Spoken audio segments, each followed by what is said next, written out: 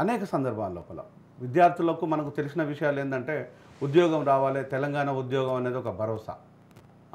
తెలంగాణ ఉద్యోగం తెలంగాణ ప్రభుత్వం లోపల నాకు ఉద్యోగం వచ్చింది అంటే ఒక బాధ్యత తన కుటుంబం పట్ల కానీ, లేదు అనుకుంటే తన తల్లిదండ్రుల పట్ల కానీ, సమాజం పట్ల కానీ తను ఏదో ఒకటి నెరవేర్చాలి, నిర్వర్తించాలి. అనేక బాధ్యతలు తన మీద ఉంటాయి. కాబట్టి మనం గవర్నమెంట్ ఉద్యోగాలను డెఫినెట్గా మనం కోరుకోవాల్సిందే, దాంట్లో వేరే డిస్ప్యూట్ ఏం లేదు. కానీ ఇక్కడ మనం చూస్తుంటే హెచ్ఎండిఏ డైరెక్టర్ శివబాలకృష్ణ 1994లో తను గ్రూప్ 1 సర్వీస్ నుంచి వచ్చిండు. అంటే ఎగ్జాక్ట్గా 20 సంవత్సరాలు. 20 సంవత్సరాల లోపల ఆయన ఆస్తులను మొన్న కూడబెట్టింది ఏంటంటే 500 కోట్లు అనేది ఇది బహిరంగంగా సీజ్ చేసిన దాన్ని బట్టి మనం చూస్తున్నాం. ఈ 500 కోట్లను అంటే ఇది కళ్ళ ముందు కనిపించిన 500 కోట్లు, మన వెనకాల ఉన్నది 1000 కోట్ల ఇంకెంత అన్నది తెలియని విషయాలు. సరే, ఈ 500 కోట్ల గురించి మాట్లాడుకుందాం.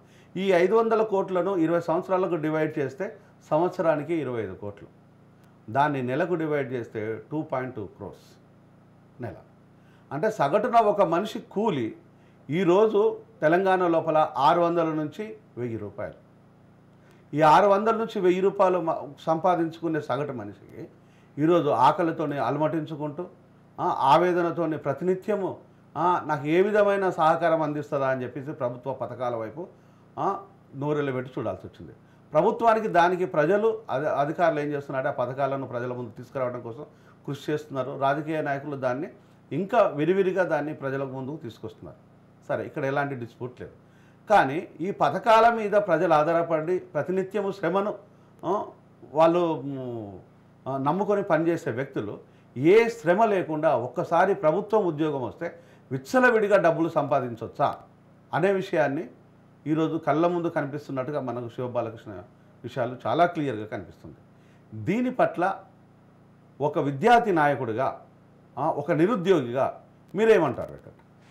సార్ నమస్కారం సార్. ముందుగా మీకు ప్యానెల్లో ఉన్న నరేష్ అన్నకి నమస్కారం సార్. ఇక్కడ ఒక విషయం ఏంటంటే, సరే ఉద్యోగాల కోసం కొట్లాడతాం, ఉద్యోగాలు రావాలని కోరుకుంటాం, చదువుతారు, అంతా ఓకే కాదని అన్నాం సార్. ఇక్కడ ఒకటేంటంటే, సరే అవినీతి పరులైన శివబాలకృష్ణ లాంటి వాళ్ళు ఉన్నారు, అదేవిధంగా నిజాయితీ పరులైన వాళ్ళు కూడా ఉంటారు.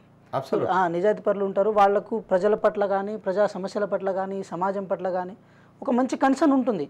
కానీ ఇక్కడ విషయం ఏంటంటే సార్, ఒకసారి అంటే పొలిటికల్ని ఇన్వాల్వ్ చేయొద్దని అనుకున్న ప్రతిసారి చేయాల్సిన అవసరం వస్తుంది. ఎందుకంటే గత 10 సంవత్సరాల బీఆర్ఎస్ పార్టీ ఏం చేసిందనే దాని మీద కూడా ఒకసారి చర్చ జరగాల్సిన అవసరం ఉంటుంది సార్. ఇక్కడ ఒక విషయం మీరు గమనించండి సార్. తెలంగాణ రాష్ట్రంలో 2014 అంటే 2014 తెలంగాణ వచ్చిన తర్వాత తెలంగాణ టీఆర్ఎస్ పార్టీ అధికారం చేపట్టిన తర్వాత, అంటే ఇప్పుడు బీఆర్ఎస్ పార్టీ ఇప్పుడు టీఆర్ఎస్ పార్టీ అధికారం చేపట్టిన తర్వాత ఈ రాష్ట్రంలో ఉన్న కీలక శాఖలు, అంటే ప్రధానంగా కీలక శాఖలు, ఆర్థిక వనరులను సమకూర్చి ఆర్థిక వనరులను సెంట్రలైజ్ చేసే శాఖలు ఏదైతే ఉన్నాయో ఆ శాఖలన్నీ కేసీఆర్ గారి కుటుంబం చేతిలో ఉండడం, కేటీఆర్ గారు కానీ అప్పుడు అంటే హరీష్ రావు గారు కానీ కేసీఆర్ గారు కానీ వీళ్ళ చేతిలోనే ఉండడం వల్ల ఏమవుతుందంటే అవినీతికి అక్కడ ఆస్కారం ఎక్కువ ఉండేది సార్. బేసికల్లీ వాళ్ళు కొంచెం లిబరల్ కూడా చేశారు. ఇప్పుడు హెచ్ఎండిఏకి సంబంధించిన డైరెక్టర్ శివబాలకృష్ణ ఒక డైరెక్టర్ మాత్రమే, ఇంకా హెచ్ఎండిఏ కమిషనర్ కాదు. హెచ్ఎండిఏలో డైరెక్టర్లు చాలామంది ఉంటారు. అంటే ఒక డైరెక్టరే 500 కోట్లు, అంటే 500 కోట్లు అంటే మనం అనుకుంటున్నాం సార్, కానీ అంతకంటే ఒక పెద్ద అంశమే ఉంది. 1000 కోట్ల వరకు కూడా ఉండే ఛాన్సెస్ ఉన్నాయని అనుకుంటున్నారు. అంటే తెలియని విషయాలు అనేక ఉండొచ్చు. అంటే ఒక హెచ్ఎండిఏ డైరెక్టరు, అంటే అప్పటికి మున్సిపల్ శాఖ మంత్రిగా ఉన్న కేటీఆర్ గారు ఉన్నారు. సో ఒక హెచ్ఎండి అంటే 10 సంవత్సరాల నుంచి మున్సిపల్ శాఖ మంత్రిగా కేటీఆర్ గారే కీలక పాత్ర పోషించారు ఆ శాఖలో.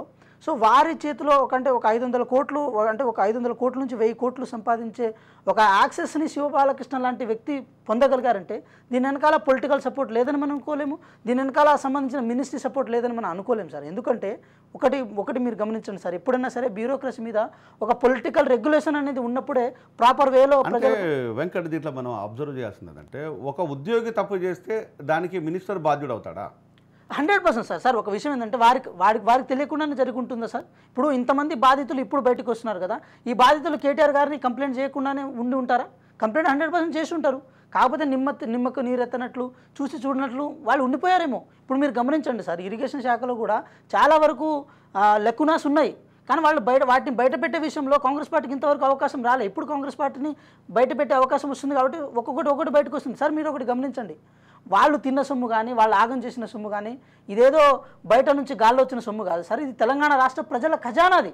అంటే నాలాంటి మా తల్లిదండ్రులు కానీ నాలాంటి వాళ్ళు ట్యాక్స్ పే చేస్తే ట్యాక్స్ పే చేసి వచ్చిన పైసలు, అదేవిధంగా మేము అంటే ఈ రాష్ట్రంలో సంపదను కూడబెడితే వచ్చిన సొమ్ముని దాన్ని యథేచ్ఛగా తింటాము, యథేచ్ఛగా దాన్ని కొల్లగొడతామని చెప్పి ఆ ఫైనాన్షియల్ సిచ్యువేషన్ మొత్తం సెంట్రలైజ్ చేస్తాం, మా దగ్గరే ఉంచుకుంటాం అనేది ఏదైతే ఉందో అది ఎంతవరకు ఈ సోషల్ వెల్ఫేర్ ఏదైతే ఉంటుందో ఆ మోడ్కి ఇది వ్యతిరేకం సార్.